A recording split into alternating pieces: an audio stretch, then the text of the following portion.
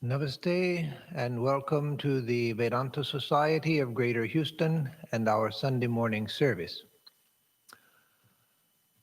Om Asato Ma Sadgamaya Tamaso Ma Jyotirgamaya Mrityor Ma Mritam Gamaya Aviravir Maedhi Rudrayatte Dakshinam Mukham Tena Mam Pahi Nityam Tena Mam Pahi Nityam. Lead us from the unreal to the real. Lead us from darkness unto light. Lead us from death to immortality. Reach us through and through ourself, O Lord, and protect us evermore from ignorance by thy sweet, compassionate face. Om Vishnurva Tripurantako Bhavatu Va Brahma Surendrotava Bhanurva Shashalakshanoта Bhagavan Siddhota Va Ragadvesha Visharti Moharahita Sattvanukampodyato Yassarvai Sahasamskrito Gunaganais Tasmai Namah Sarvada. The Supreme Reality and its messengers are known by various names in various traditions. But as for me, I offer my worship always to the one going by any name and belonging to any tradition, who is free from attachment and hatred, free from worldliness and delusion, who is filled with compassion towards all living beings, and who is possessed of all noble virtues. Om Shanti Shanti Shanti Harihi Om Tat Sat. Om, peace, peace, peace be unto us all. So this morning, the topic is Brahman. That is, in the series on the basic concepts of Vedanta, I will deal with the concept of Brahman, though of course Brahman is not a concept, but reality itself, beyond all concepts. But in order to speak of Brahman, in order to understand what Brahman is and how to realize Brahman and how Brahman was realized originally, we have to deal conceptually, because the only thing that the mind can deal with are concepts. And so Brahman is reduced to a word and to a concept in order to point to that which is beyond. So though it's the basic concepts of Vedanta is the series, this concept is that which is beyond all conceptualization. So that, of course, presents difficulties right away. So the importance of the concept of Brahman, and again, when I say concept of Brahman, you can assume that I mean the reality pointed to by the concept. I'm not just speaking in conceptual terms as concepts for concept's sake, or just ordinary analytical rational thinking for its own sake. So the importance of the concept of Brahman can't be overemphasized. It's important in Vedantic thought, in Hindu thought, and so it is a central and perhaps the central concept. Especially when you consider the final realization of Vedanta in the Upanishads, that Brahman and Atman are one, then Brahman, Atman become the primary concept. What is Brahman, what is Atman, and the fact that the two are the same, speaking of the same reality, that becomes the central concept of Vedanta, especially of the non-dualistic school, the Advaita school of Vedanta. So one might wonder, since we're also having a series on gods and goddesses, why not put Brahman, rather than in basic concepts, why not put Brahman among the gods and goddesses? Well, that's because Brahman is not a god nor a goddess. A god or a goddess or God, just the general idea of God as seen in the Abrahamic traditions of Judaism, Christianity, Islam, or in Hinduism as Ishvara, just without specifying a particular deity, but just God. So whether you're speaking about gods and goddesses or just God, as the supreme source of this universe, a guide and protector of this universe, the reality behind this universe, you're speaking in terms of a person. That is, not necessarily a person with a body and mind like ours, but a person in the sense of a responsive awareness, responsive consciousness. I can pray to God, I can worship God and feel that God is accepting my worship. And that, for one who gets into the spirit of worship, that's an actual tangible feeling. Well, I shouldn't say tangible because that makes it sensory, but an actual feeling that you feel that God is actually accepting, that you're actually giving to God and God is actually receiving that which you give. So God is personal in the sense of being able to respond, to understand our prayers, to receive our prayers and to respond, to receive our worship and to respond with blessing and with grace. But Brahman is beyond all of that. Brahman is beyond any conception, beyond any idea of personality. And in Brahman, there is no duality, and so there's no relationship possible with Brahman.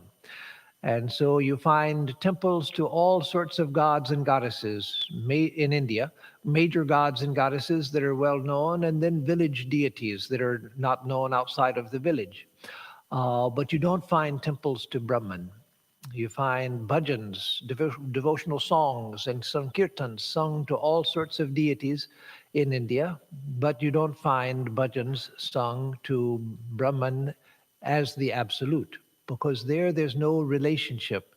There's not an I and a thou. There's not someone listening to my prayers. If we realize Brahman, there's pure non-duality. There is no other. There are no thoughts. There are no sights. There are no sounds. There's no relationship because it is beyond the idea of one even. That's why it's called non-duality. So I'm getting ahead of myself in explaining what Brahman is. I want to back up, but I'm just explaining why this is not a lecture in the series of gods and goddesses. It's a lecture in the basic concepts. So for the history of the concept of Brahman, the word Brahman itself comes from a Sanskrit root, as all Sanskrit words do, at least ideally. Some may be hard to trace to a root, or we may have to use some imagination, but most Sanskrit words can be traced easily to a verbal root that generates the different words, nouns and adjectives and adverbs, etc. So it comes from the verbal root brih, B-R with a dot under it, H, or B-R-I-H.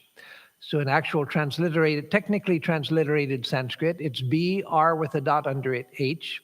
And in more commonly understood transliteration, it's B-R-I-H. But it's the vowel R, brh.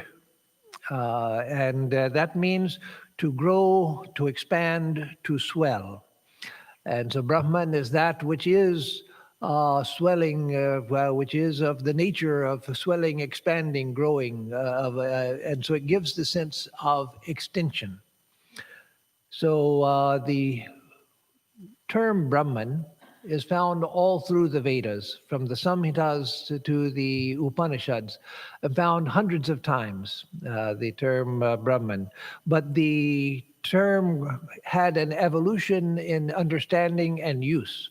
So the earliest use of the term Brahman was the power within words, especially the power within sacred words. So there itself, you see something interesting about the Vedic people, which was carried through the Hindu tradition. And that is that they were interested in the power behind things. So they realized that there's a word, but a word is just a sound that I make. I can make it in my mind, I can make it in my mouth, but it's just a sound. And yet we find that words have tremendous power. Swami Vivekananda points to this. He gives the example of there's a woman who's weeping inconsolably, and another woman goes over and whispers just a word into her ear, and the woman is consoled and calms down. What happened? All this other woman did was make a sound with her mouth, and that too a very soft sound, so it's just a whisper. And yet the woman's inconsolable grief was washed away. So look at the power of words. Or somebody comes up to another man and says a word, that is, makes just a sound with their voice, just what I'm doing now, just vibrating the vocal organs. And the man gets so angry that he punches him in the face. So what has happened? What has happened? It's not the sound that did that. There's a power behind the words, which is acting. And so the Vedic seers were interested in that. You see the difference between the Greek mind and the Hindu mind, two ancient minds that were two ancient civilizations where the mind became highly philosophically oriented and capable. And so in the Greek mind, they were fascinated by form. What is form and where does form come from? So they also were looking for root causes, but they were interested in form, that which is visible. This is visible universe. And in their art also, their art tried to be accurate to what we actually see. So in the statue of someone, they tried to make it look like a living person. And in the ancient times, they actually painted the statues so they looked more lifelike. What we know of Greek statues now, of course, is without all paint, just marble that is white or other stone that is the stone's color. But they painted their statues. The paint has worn away now with thousands of years.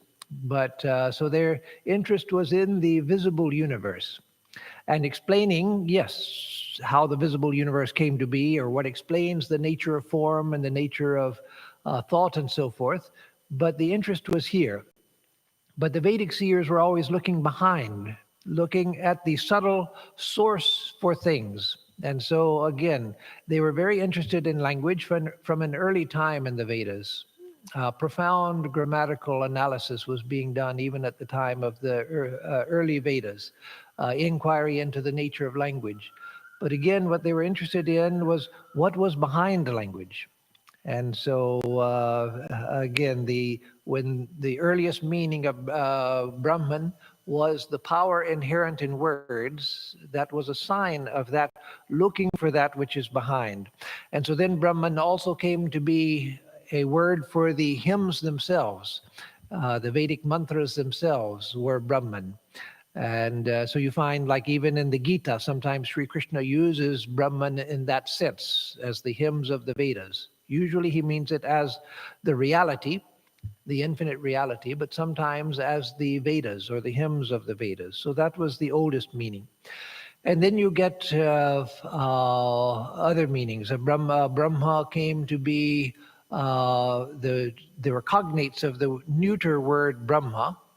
In Sanskrit, there are three genders. There's masculine, feminine, and neuter, as there used to be in some other languages like ancient Greek and in Scandinavian languages like Swedish, Norse, Norwegian, etc. There were three genders, and so Brahman was neuter because it was beyond all concept of masculine and feminine. But then the word Brahman, put in masculine gender in the Vedas, came to be the name for Prajapati, the lord of creatures. Prajapati means the pati, the lord of praja, the creatures. And so the Lord of creatures was Brahma, the creator. So that was a masculine use of the same word, that Brahma, the creator, was the deity who created this whole visible universe. And then you find that the Vedas themselves are divided among the oldest section, which are the Samhitas, the hymns. And then come the Brahmanas, which again come from Brahman to Brahmanas. Those are the ritualistic portion of the Vedas. And so that also was a word from the same. And then you have the Brahmana caste, the highest caste, the caste of the priests, because they were the ones who were sort of the repository of Vedic culture, the ones who cultivated and maintained and transmitted Vedic culture. So they became the Brahmanas. So you have from Brahman, you have Brahma, the creator, you have the Brahmanas, the large section of the Vedas dedicated to rituals. And then you have Brahmana, the priestly caste. So by the time you come to the Upanishads, Brahman had become settled as the term for the absolute reality by the time of the Upanishads. And so that certainly was presaged in the earlier parts of the Vedas as the concept developed from its original meaning of the power behind words to the hymns, but gradually it came to mean the absolute. But by the time of the Upanishads, that is the meaning which is consistently given to it. Not that other meanings have disappeared altogether, but the primary interest was in Brahman as the absolute. So the question comes, how was Brahman discovered? How was the absolute discovered? That which is beyond time and space, beyond causation, beyond all sense of relationship, beyond all sense of things, where there are no things, where there are no actions, where there is no relationship, where there's no I and thou, where there's nothing but one infinite expanse. Again, remember, brih means to expand, to grow, to swell. And so it had the term Brahman had swelled into the infinite, had become the infinite. So how did they get there? How was the infinite discovered through the history of Vedic development? Again, the Vedas ended thousands of years ago. The Vedic period ended thousands of years ago. Formally, it's said to have ended with the teaching of the Buddha. That was the end of the Vedic age. So Hinduism has continued to evolve since that time, but these original insights, because they were insights into fundamental reality, those didn't develop. Once you've realized non-duality, where do you go beyond that? That is the end of inquiry. Then it's just a question of filling in the details and learning new approaches to that, and that's still going on. But the fundamental insight into reality itself, that had already been realized. So how was it discovered? First of all, as I said, it was discovered by looking beyond this visible universe. So all people have in some sense looked beyond the visible universe, the Greeks included, of course. And even in the Greek art, where they tried to produce lifelike statues of people and of the Greek gods and so forth, and the Greek gods were very much like human beings, except for a lot more powerful. But they had all the flaws of human beings, all the weaknesses of human beings, but they were just much greater in power and authority. But even there, the Greeks in their art, they were trying to produce the ideal form in a statue. So even there was a search for the ideal. A search for the ideal form of a man, the ideal form of a woman. And so that also was a search for an ideal, but again, it was very much within the sense world. And when Plato, because Plato was one of the more spiritual of the Greek philosophers, and he went deeper than many, but even there, he was interested in where does form come from? And how do we know that this is a chair, that's a chair, that's a chair? all of these different things look so different, and yet we all call them chairs. So what is the common factor? So he came up with the idea of an ideal form. So an ideal form behind the visible forms, but still it was tied to this visible world. So in India, they were looking further than that, looking for deeper, subtler causes, not looking for a form after which all other forms are designed, but looking for a power and a reality behind things. Even their idea of the gods was looking for the animating powers behind the external universe as well as the internal universe. Each of the Vedic deities had an external function and also an internal function, as well as a spiritual function. That is, the deities were seen as having an external cosmic function. They're having an internal psychological function, and they also had a spiritual function. Again, they were looking deeper and deeper. Through the process of the development of the Vedas, you start with the Samhitas, the first and oldest part of the Vedas. The oldest collection of these Samhitas, the hymns, were in the Rig Veda, and the other Vedas borrowed much of the material of the Rig Veda and then developed their own texts as well, but after borrowing much of the Rig Veda. So the Samhita was the original oldest portion, and these were hymns to the gods and goddesses. And then you come to the Brahmanas. After a long period, they began to develop a complex ritual expression of their religious ideas. And in some ways, that was a degeneration. The early Vedic religion was simple, and simple to perform. A simple approach was possible. But later, the rituals became more and more complex, and they were collected in the Brahmanas. That is, ritual, as Swami Vivekananda explains, is concretized philosophy. So the rituals of the Vedas concretized the religious ideas enshrined in the hymns of the Samhitas. And so you would build an altar that had to be, that was geometrically symbolic. Every part of the altar corresponded to something in the cosmos. And everything about the ritual had a symbolic power. And so you dealt with tangible things, and physical acts that you could do, but all of it pointed to something beyond the thing itself. It was just a symbolic way of thinking of that which was beyond the material elements. And then you come to the Aranyakas. The Aranyakas are the forest books, where the rituals in the Brahmanas were interpreted for meditation, because after retirement, a person in India was expected to go to the forest to spend their final years in meditation. Husband and wife often went together. Sometimes they went separately, but often together.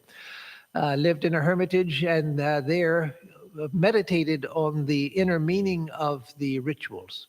So you see this progression from Samhita, the hymns, to the Brahmanas, the performance of ritual, which were extremely demanding.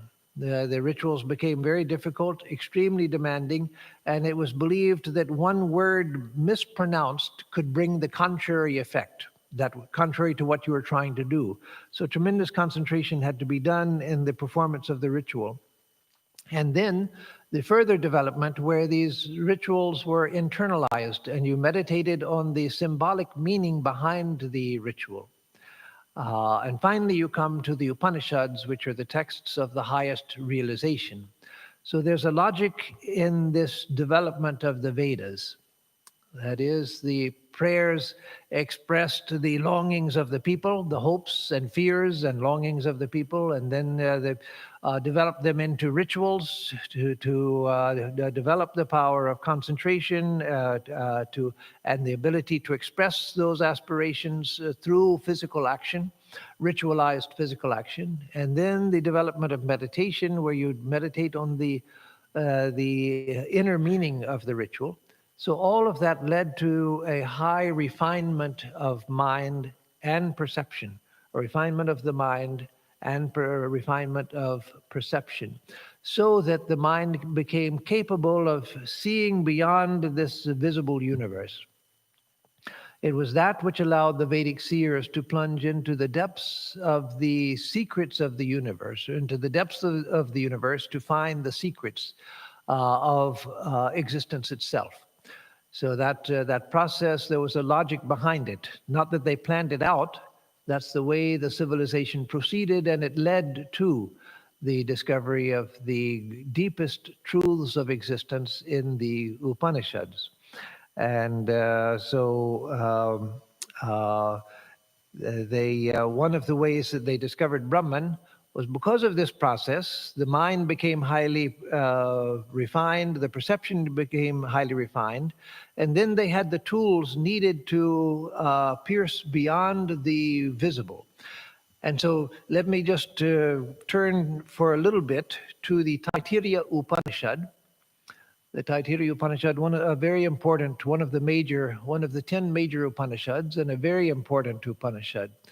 In fact, one of my teachers used to say that if you want to understand Upanishadic thought, you should first concentrate on understanding the Taittiriya. It's not the easiest. That wasn't why he said to try to understand the Taittiriya. But he said it was very important because it contains some of the basic concepts that you need to understand all of the Upanishads. And if you've understood the Taittiriya, then you have the basic conceptual equipment for understanding other Upanishads. So the third chapter in the Taittiriya Upanishad is called Bhrigu Valli, the chapter of Bhrigu. So let me just start at the beginning, and I'll go a little bit into it and then explain the remainder of it just without referring to the text or going line by line. But I'll begin with the beginning lines of the text. So it begins, Bhrigur vai Varunihi. There was a boy named Bhrigu who was the son of Varuna. And then it goes, Varunam Pitaram Upasasara.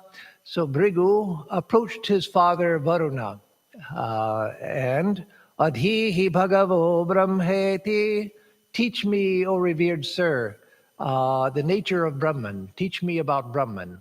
So you see, in this Taittiriya Upanishad is one of the very old Upanishads. So Brahman had already come to be known in the Upanishads as reality itself. So this young boy goes to his father and says, teach me, O revered father, about Brahman. Tasma etat provacha. And so he said to the father said to the boy, Annam pranam chakshushrotram mano vachamiti tagam ho vacha yato va imani bhutani jayante. So he first lists that food, that is matter, prana, life force, the eyes, the ears, the mind, speech, all of that. He just lists them and says, that from which all beings have come, yena jatani jivanti, by which they live, yat prayanti abhisam vishanti, and that into which they enter upon death. Tad vijignyasasva tad brahmeti. Inquire into that, because that is Brahman.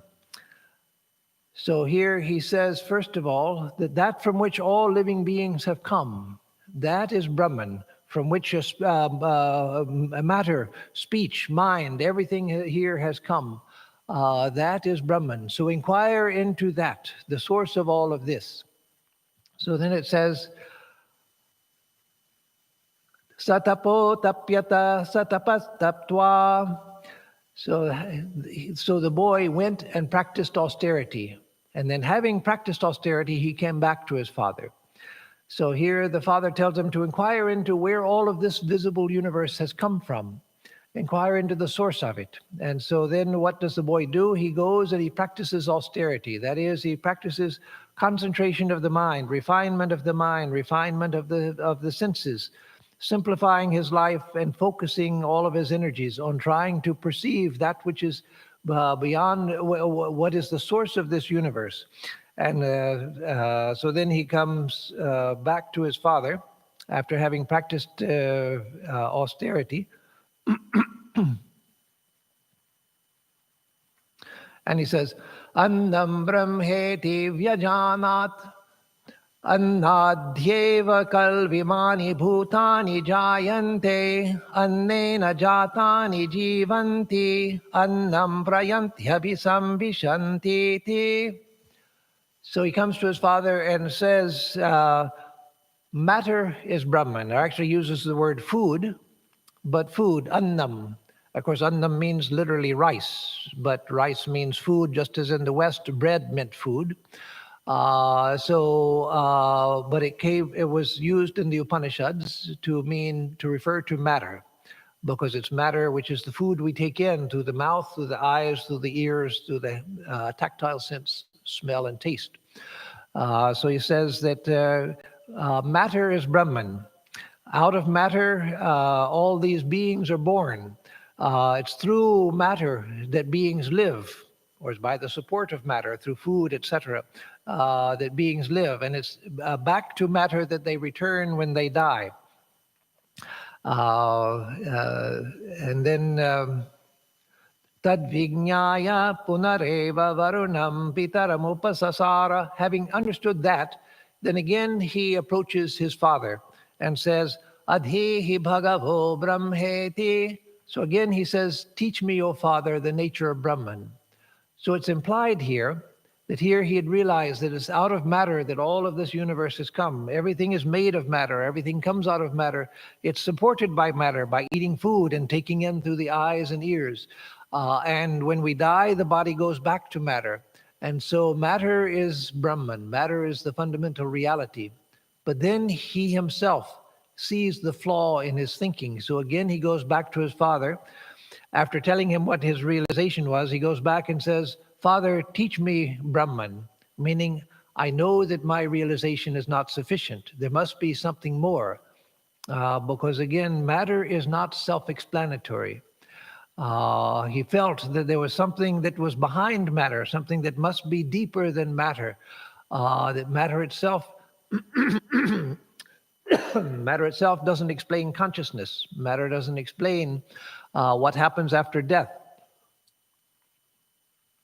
Matter itself doesn't explain the gods and the divine forces behind the universe. So again, he asks his father the same question, teach me Brahman. Tagam ho vacha tapasa brahma vijignyasasva tapo brahmeti satapo tapyata satapas taptva. So his father tells him this time he doesn't add to that original teaching, or he doesn't say in the same line that inquire into where this universe has come. He doesn't tell him to inquire into something else. He says that tapas, concentration, is the very nature of Brahman. So practice tapas, practice concentration, practice simplicity of life and focusing the energies of your mind, because that will reveal the truth of Brahman to you. So again, it says that the boy goes back and practices tapasya again. And so I'll turn to just the ideas now. You get a taste of the Upanishad.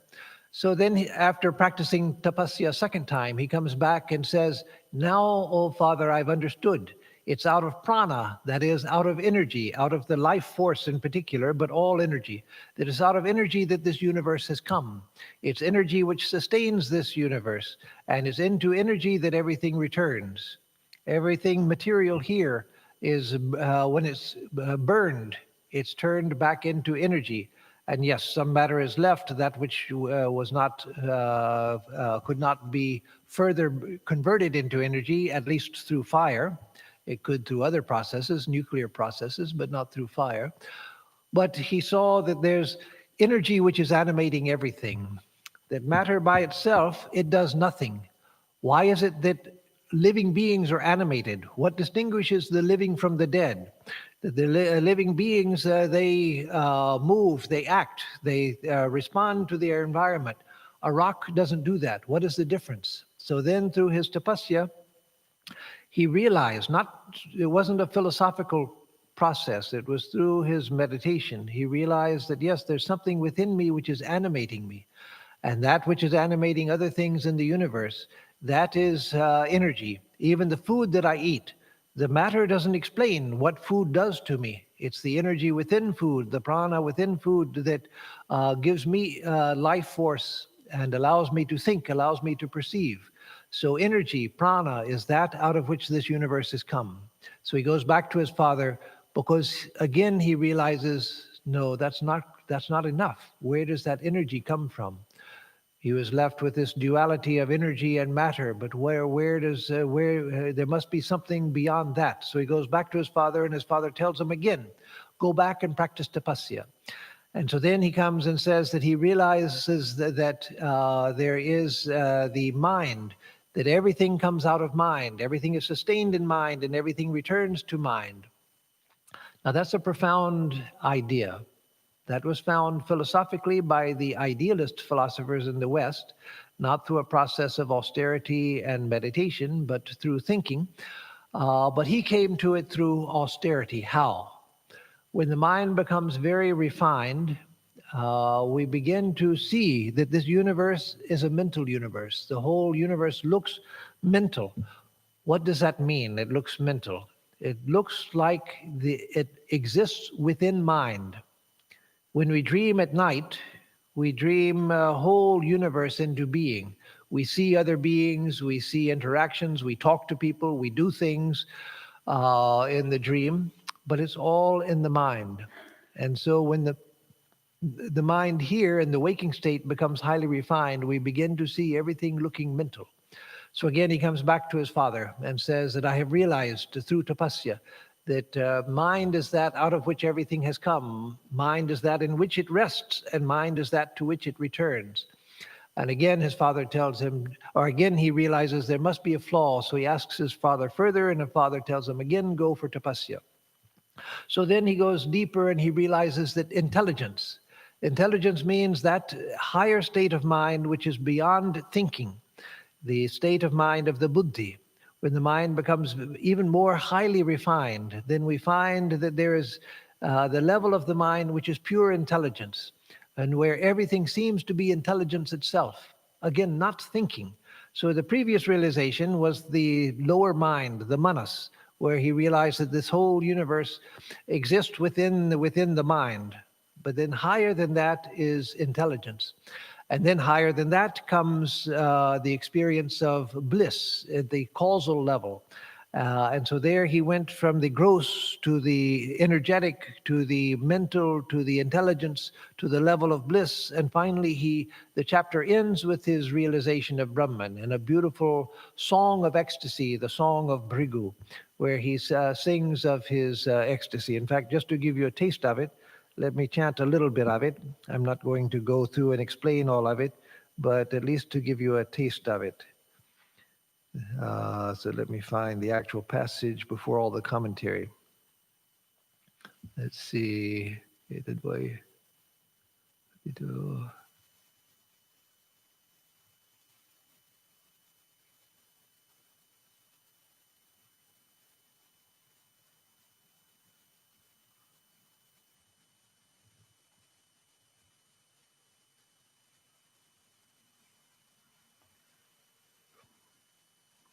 Okay, here, I'll start here. Yaschayam purushe yaschasavaditye sa ekaha saya evam vit asmal lokat pretya etamannamayamatmanamupasangramya eta pranamayamatmanamupasangramya etam manomayamatmanamupasangramya etam vijnanamayamaatmanamupasangramya etamanandamayamatmanamupasangramya iman lokan kamani kamarupyanusancharan etat samagayan naste ha uha uha u aham ahamannam, ahamannam, ahamannam, ahamannado, ahamannado, ahamannadaha. Ahagashloka krita hagashloka krita hagashloka krita ahamasmi pratamajaritasya purvam devebhyo amritasya na bhai yoma dadati saideva ma vaha ahamannamannamantama aham vishwam bhuvanamabhyabhavam suvarna jyotihi ya evam veda ityupanishat. So in this song of ecstasy, he speaks of his realization that I have transcended the physical body. I've transcended the body of the life force. I've transcended the mental body, transcended the body of intelligence, transcended even the body of bliss. And I have become Brahman itself. And as Brahman, one who realizes Brahman sings this song, and then he begins this song of Ha-U, and he says, I am the matter, or I am the objective universe. Here, Annam means the objective universe. And I am the eater of matter. That is, I am the subjective, the one who perceives this universe. And I am that which underlies both. So I'm the subject, I'm the object, and I am that which is beyond both subject and object, which transcends the two. And one who realizes this song, he says, goes through all of the worlds singing this song of ecstasy. And so anyway, it's a beautiful, that's just part of what I chanted, but it's a beautiful ending to the Taittiriya Upanishad. And so one of the ways that they realized Brahman was by approaching it from the standpoint of inquiring into the nature of things. Where has everything come from? And seeking through tapasya, through meditation, through a simple life of simplicity dedicated just to that search. So then we find that another way that they approached it was that as the mind becomes refined, a sense of unity comes to the mind. When through this process of refinement, through the prayers and then the rituals and then the meditation is gone through, and as we go through the same process in our own lives, not necessarily in that order, but through the process of purification of the mind, concentration of the mind, we begin to get a sense of unity pervading everything. And when we have that sense of unity, we naturally feel intrinsically that unity is something which is highly superior, highly refined, spiritual, if you will, more refined than all of this visible universe. That this visible universe of multiplicity and variety, it rests in a higher unity. And so we begin to see that we have all of our lives, we have seen all of this variety on a background of unity, but we never saw the unity. We only saw the variety. It's the unity which allows us to see the variety, but we weren't looking at it. And so we begin to feel the presence of a unity sustaining everything, out of which everything comes. And as one goes deeper into that, the sense of that unity becomes deeper. We begin to feel that unity is intangible and spiritual. And so I was going to quote from, well, let me read a little bit of it, from the Nasadiya Sukta in an early part of the Veda. This was Swami Vivekananda's translation of the Nasadiya Sukta, which was one of his favorite passages in the early part of the Veda. It's talking about the before all of this existed. It begins, existence was not then, nor non-existence. The world was not. The sky beyond was neither. What covered the mist? Of whom was that? What was in the depths of darkness thick? Death was not then, nor immortality. The night was neither separate from day, but motionless did that vibrate, alone with its own glory, one. Beyond that, nothing did exist. At first in darkness, hidden darkness lay, undistinguished as one mass of water. Then that which lay in void, thus covered, a glory did put forth by tapas, that is, through spiritual heat generated through austerity. First desire arose, the primal seed of mind. The sages have seen all this in their hearts, sifting existence from non-existence. Its rays above, below, and sideways spread. Creative then became the glory with self-sustaining principle below and creative energy above. Who knew the way? Who there declared whence this arose? Projection whence? For after this projection came the gods. That is, the gods came after this projection.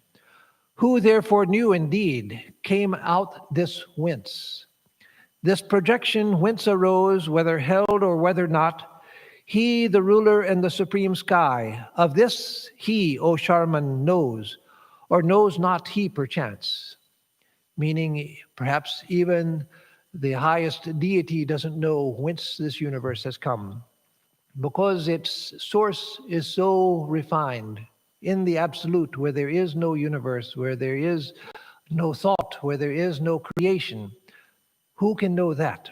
And so this was a beautiful hymn in the Vedas, early part of the Vedas, pointing to the existence of that which was so highly refined, out of which everything here has come.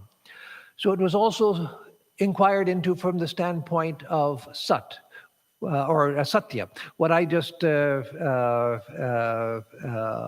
expressed, let me start with that, was they sought Brahman from the standpoint of Sat, existence. What is the source of existence? That's what Bhrigu was seeking. When he asked about Brahman, he had already heard about Brahman as the reality, so he wanted to know what it was. But he realized that it was matter, then it was prana, then it was mind, etc. He was looking for that which is out of which everything else has come. And then it was also sought as satyam, as truth. What is truth? Truth is that which is real. So satyam comes from the same word sat, that which is, satyam, that which has the quality of being. And so the Vedic seers sought satyam and ritam. Ritam means the expression of satyam, the expression of truth in this world, the law of harmony which holds the universe together, internally and externally, ritam. And the truth itself. So what is the highest truth? They were seeking that in. So going from Sat to Satyam, they were going to principle. They were seeking a principle. And they also sought it from the standpoint of Chit. As Swami Vivekananda says, the ancient Greeks, they were interested in the nature of matter. That is, when you seek form, what is the source of form? Form is made of matter. And so they were seeking the source of form, meaning the source of material form. So the Greeks were fascinated with this universe. But among the Vedic peoples, they were seeking consciousness. And so that search for consciousness, I'm conscious of everything around me, but what is consciousness itself? In the West, we still haven't, after thousands of years of thought development, haven't understood what consciousness is. Some scientists are now saying that consciousness is the greatest mystery. And some of them are realizing that it was in the East, particularly in the Vedanta, where consciousness was most inquired into. And so they sought consciousness and realized, the ancient seers sought consciousness and realized that everything in this universe comes out of consciousness, that everything is made of consciousness. All of everything that we see, internal and external, is just a wave in the ocean of consciousness. And then they sought perfection. What is the highest perfection of a human being? And so that they found also the highest perfection is when one realizes that Brahman. Then one becomes the embodiment of all perfections. All of the perfections which human beings seek are found in their full in the state of realization. And they sought it from the standpoint of knowledge. Kasminnu bhagavo vijñate sarvamidam vijñatam bhavatiti. O revered sir, what is that by knowing which everything here becomes known?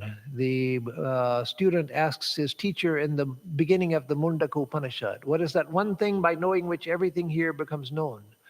So is there one principle that I know by which I can know everything? In physics from the time of Einstein, especially, that has been the conscious search. He was looking for a unified field theory, one theory which would unify the different types, our understanding of the different types of energy. He thought that there must be one theory that would explain the different manifestations of energy, the energy of the nuclear bond, electromagnetic energy, gravitational energy, etc. And so the search for the one thing that explains everything. But in the Upanishads, they weren't asking for one theory in physics that would explain the different manifestations of energy. They were seeking one thing out of which everything could be known. And the answer to that was Brahman. By knowing Brahman, we know that which is the essence of everything. If we know Brahman, everything we see it's nothing but a manifestation of Brahman, nothing but an appearance of Brahman. Just as if I'm a potter and I know clay and I know the capacity of clay, whenever I see anything made of clay, I know, oh, that's clay. Clay elephant, clay man, clay mouse, clay bowl, clay candlestick, or candle holder, etc. But everything is just clay, because I know clay and I know how it can take on an infinite number of forms. I don't have to know all of the infinite number of forms, nor can anyone, because there is no end to the number of forms you can make out of clay. There's an actual infinity in number of forms you can make out of clay, so that you can't have a database that is infinitely big. But I don't need that, because I know all of it is just clay. That's all that it is. And so one who has known Brahman sees everything here as a manifestation of Brahman. As Sri Ramakrishna expressed it using a different analogy, he said, when you go to the wax museum, you see everything looking so lifelike, and yet it's nothing but wax. And so one who has known the wax of this universe, that is Brahman, knows everything. And finally, it was searched from the standpoint of eternity. Everything here is changing, constantly changing. But how can I know change if there's not something which is unchanging? That's a profound idea, and at first it sounds like just a play on words. Well, all we know is change. Why do we need something that's unchanging in order to know change? We know change, which is associated necessarily, logically, with the idea of unchanging. We can't know change without understanding what unchanging means.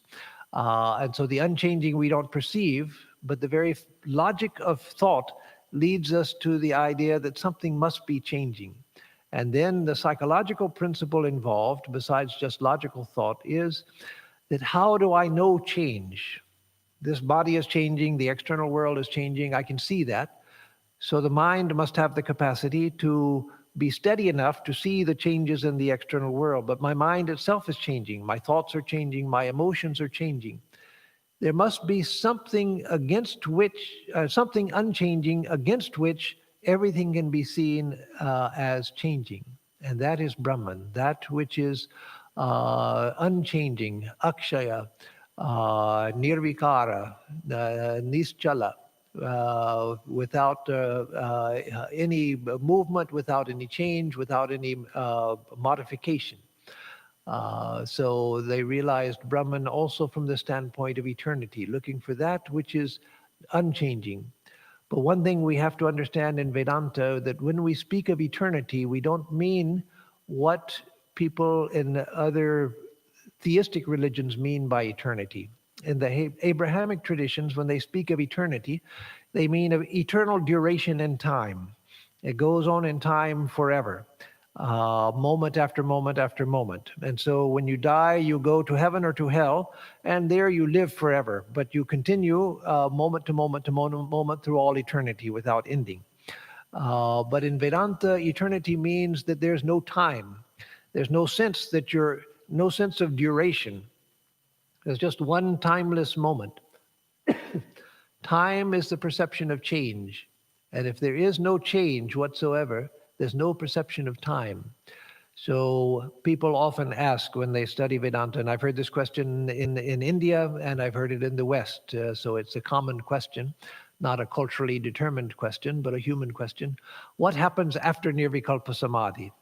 So people are afraid if I get to Nirvikalpa Samadhi, it'd be good for a day or two, being blissful like that and everything, but after a while I'll get bored. Then what do I do? No, there's no doing, there's no getting bored. There's not that you're sitting there in Samadhi for a long time and thinking, okay, this was nice for a while, but I'd like a little change once in a while. No, nothing like that. There's no time there. There's no time, there's no space, there's no thought. Not because it's below thought. For us, thinking is the highest thing that we know. Everything else is below thinking, unconscious, like a stone or a block of cement. And so no thought means to be dead and insentient. No, not like that. It's sentience itself. It's intelligence itself, consciousness itself, awareness itself, but without any need to do, just still in its own timeless perfection. And so there's no question of becoming bored or trying to figure out, well, what's next? What do I do next? There's no question of that. And once we taste that, if we are lucky enough in life to have a taste of that, then we know that that's where I want to remain. I want to go back to that. So there's no question of, well, what do I do after Nirvikalpa Samadhi? The question doesn't arise. So this basically is what I had to say for today. So let me just, in conclusion, say that Brahman is reality when spoken of objectively, and Atman is the reality when spoken of subjectively. Now, it didn't start out that way. It started out with Brahman being the vast, that which swells to fill infinity, that which reaches into infinity, that which grows, expands into infinity. And the self was who I am. I'm the self, and then Brahman is the vast. But the idea of self began to grow, and the idea of the vast began to grow. And finally, they realized that the inner reality and the outer reality had to be the same reality. And then that was confirmed in experience itself, when it was revealed that I am the infinite, I am Brahman, Aham Brahmasmi. I, the Atman, am Brahman. But even now, when we speak of Brahman, we're tending to speak of reality in objective terms. And when we speak of Atman, we're speaking of reality in internal terms. But for the non-dualist, the two are the same. In dualistic and qualified monistic schools of Vedanta, it's quite different. They don't accept the idea of a nirguna Brahman, a Brahman which is beyond all qualities. God himself is all that there is. God is the personal God is the highest. Ishvara is the highest. And Brahman is just a way of speaking about God. And so in some schools, like the Bengal Vaishnava schools, represented in modern times by people like the Krishna consciousness, ISKCON people, their idea is, because they were a later development in the devotional schools, philosophical development in the devotional schools. So they have, though Ramanuja and Madhvacharya, they came after Shankara and argued against Shankara's ideas. But by the time a little later, when Sri Chaitanya came and then his disciples developed the philosophy around his teachings, they responded more to the ideas of Advaita than even their predecessors in the devotional schools had. So they didn't leave it as Brahman just means Ishvara. They said that those jnanis, followers of non-dualism, who seek to merge into Brahman, they are merely seeking to merge into the cloud of glory that comes out of Sri Krishna's divine body. And they're missing the real thing, which is the form, divine form, not a material, but a divine spiritual form of Sri Krishna. That is the reality. And the non-dualists are missing the reality by becoming fooled by the cloud of glory surrounding this divine body of Sri Krishna. And so that is philosophically, it's a rather silly idea. I don't mean any offense to Krishna consciousness, because it's a great tradition, a very good tradition with many good people. And of course, Sri Chaitanya, we consider an incarnation of God. But Sri Ramakrishna used to say that Sri Chaitanya inwardly enjoyed the experience of non-dualism and outwardly taught devotion because that was what the people could accept and relate to, and it would lead them in time to the non-dual experience also. So yes, in many schools, the non-Advaitic schools in Vedanta, Brahman means either God or it means something like this cloud of glory around the form of Sri Krishna. But for the non-dualistic Vedanta, Brahman is the reality, and that out of which all of the deities have come, and that is consistent much more than the other traditions. It's consistent with the ideas and development of the Vedas. That is the realization that comes directly out of the Vedas and which can be had by people even today. And last thing I'll say is that most of the texts on Advaita, they naturally speak more about Atman than about Brahman, because once you realize that Atman is Brahman, then you want to realize that, and you really try to seek to realize it internally. So the texts speak much more about Atman than Brahman, but that doesn't mean Brahman isn't important. It just means that they're speaking about the same thing, but from the subjective standpoint. Who am I? But again, even there, Brahman is used when we're speaking of cosmic reality, when trying to explain the universe.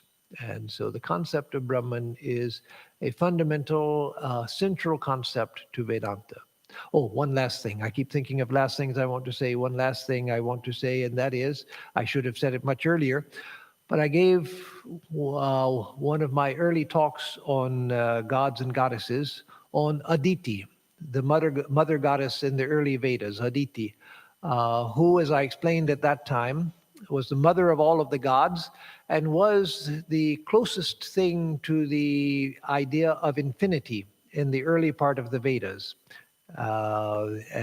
So Aditi also, as the mother of all of the gods and mother of the universe, and as a representation, I should say, of infinity, is also connected to the concept of Brahman. So eventually they came to Brahman itself as an idea beyond all idea of gods and goddesses. So with that, I'll conclude. And I'll give the announcements, and then if there are any questions, I'll answer one or two of them, if there are. So for announcements, on Tuesday, we will have the Bhagavad Gita class as usual at 7:30 in the evening, live streamed. Thursday is Thanksgiving, and so we have no class on the gospel on Thursday. And then next Sunday, I will speak. I've forgotten the topic of the talk next. The talk next Sunday is gratitude, in tune with Thanksgiving. And let me also announce, for those of you who haven't heard, that one of our longtime devotees, a wonderful devotee, a very close devotee since the 1980s here in Houston, or early 80s. She actually goes back to the 70s herself as a devotee. Peggy Nosik, also known by the spiritual name Dhira, a disciple of Swami Sarvagatanandaji. She passed away yesterday. She had she went into a deep coma a week ago Saturday. There was a plug that got into her wind passage, and she couldn't breathe. And by the time that was discovered and the paramedics came to find out what was wrong, her brain had been without oxygen for 20 minutes. And so she was, eventually they found that there was no hope of her recovering. So yesterday she was disconnected from life support. And I was there for several hours in the hospital with her, and her attendants for the last 25 years. Perla and her family and some Quaker friends were there. Family couldn't come because they live far away because of the COVID restrictions. But she had a peaceful passing, and so just want to let you know that a very beloved member of our community, a very close member, who in the early days was president of the society, when I think it was called the Ramakrishna Vedanta Association or something like that. She was actually one of the early presidents of the society, a fundamental founding member of our work in Houston. So now let's see, question. Maharaj, I heard a Buddhist monk saying that Hinduism started with Adi Shankara and Buddha wasn't Hindu. Do we know historically dated personalities preaching Advaita before Buddha? If not, why? Yes, I'm not surprised you heard that from a Buddhist. No offense to Buddhism. I have great respect for Buddhism, but I don't have respect for silly opinions like that, because it's just a silly and uninformed opinion. And no insult meant to him, because he's dependent on what he's read and heard. We have oftentimes misconceptions about Christianity or Judaism or Islam, etc. So that's not uncommon, but it is a silly opinion, nonetheless, if certainly understandable and forgivable. The Advaita is clearly expressed in the Upanishads, multiple times in every Upanishad. And before the Upanishads, there are expressions of non-duality also, like in the Devi Sukta, where the seer, the Rishi Vak, a woman, gives full expression to the Advaitic experience in the Samhita itself. And so Advaita is the crown of the Vedic thought from Vedic times, long before the time of Buddha. And if Buddha was not a Hindu, what was he? It wasn't that at that time there were all sorts of religious associations and Buddha's family belonged to some religious association or some church or something. No, religion was civilizational, it was cultural. And people, just as in other parts of the world at an early time, religion was civilizational. Everyone in the culture shared the same religion. So that's ridiculous to say. You can say, yes, he was not Hindu because Hinduism was not even, you can make a distinction between Vedic culture and later classical Hinduism, but that's a distinction of terms, not a distinction of substance. There was a continuity between the two. There was the Vedic period, which ended with the time of the Buddha, and then classical Hinduism began to arise out of that.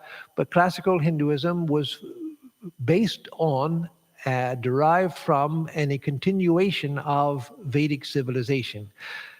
It's considered that Vedic civilization closed because no more texts written were accepted as Vedic. And so there was an end to the Vedic age because the texts considered to be Vedic ended and nothing else could be added after that, even though there were great texts, equal in importance, and equal in philosophical profundity, I should say, to the best of the Vedic texts. Not surpassing them, but equal to them, like the Bhagavad Gita, which was non-Vedic. But it certainly is the flower of Vedic thinking and the expression of the Vedic principles. So if one says that Buddha wasn't a Hindu because Hinduism came later, well, that's just a quibble over words.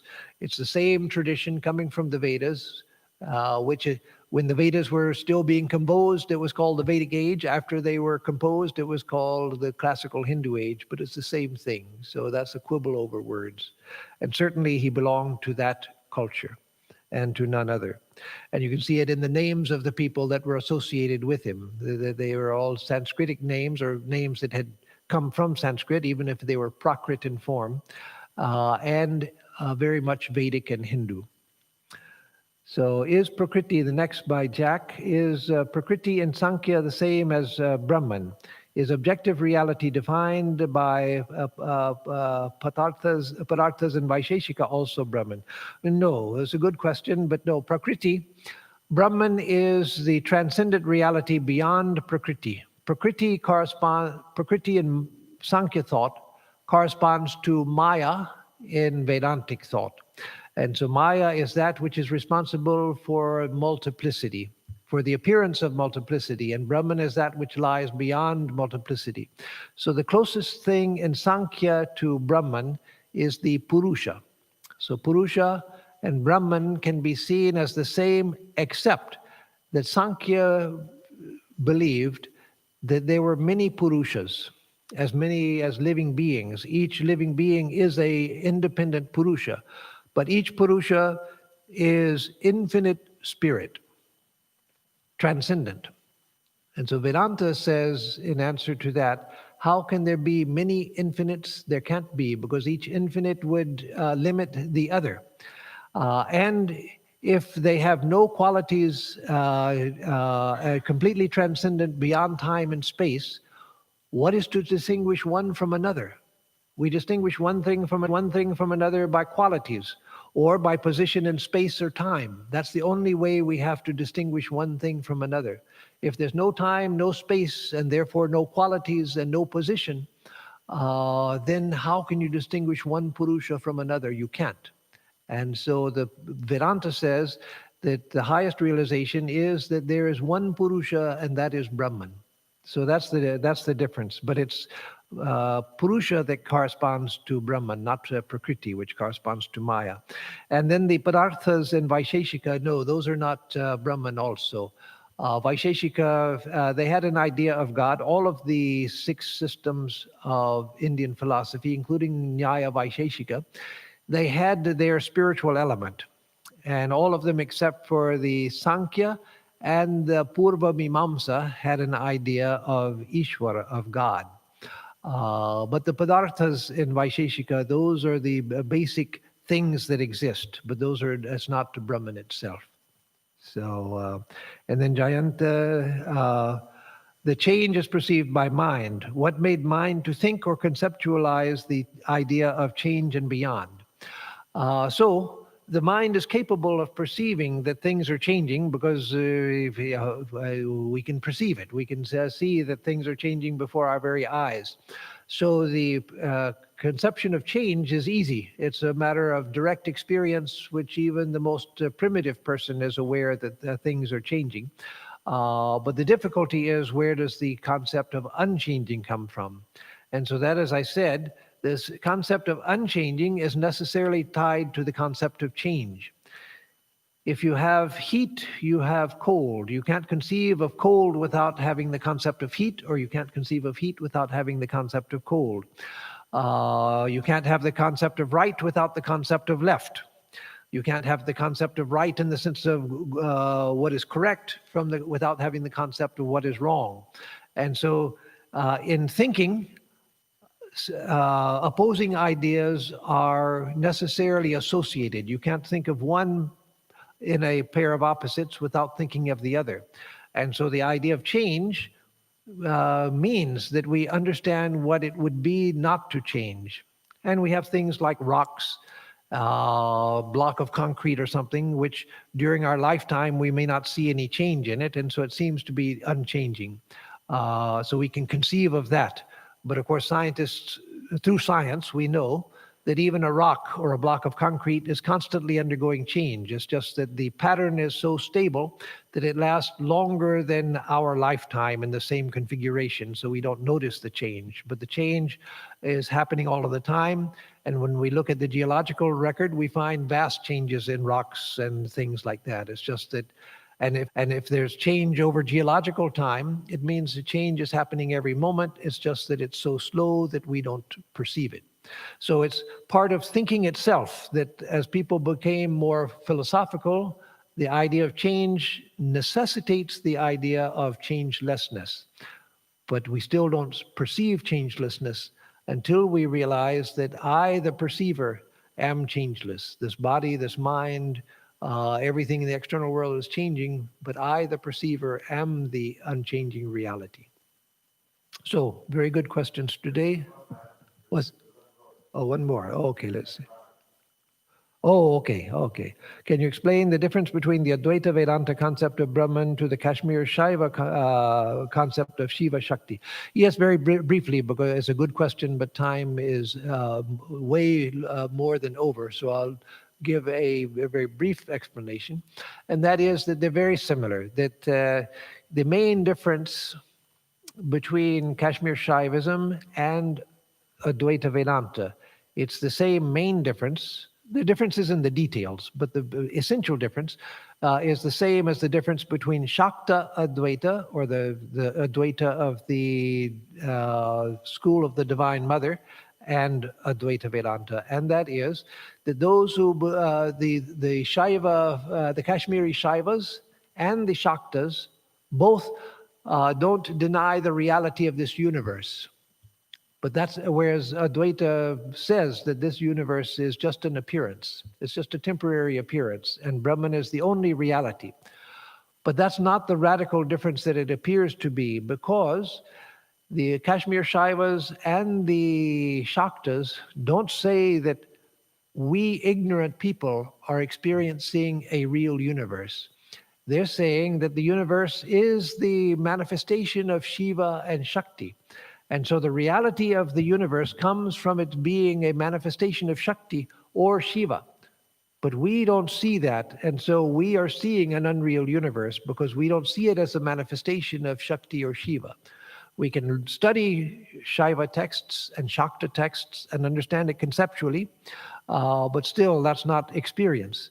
Eventually we can experience it as the play of Shakti or of Shiva, but then we realize that the reality is Shakti or Shiva, not the manifestation itself.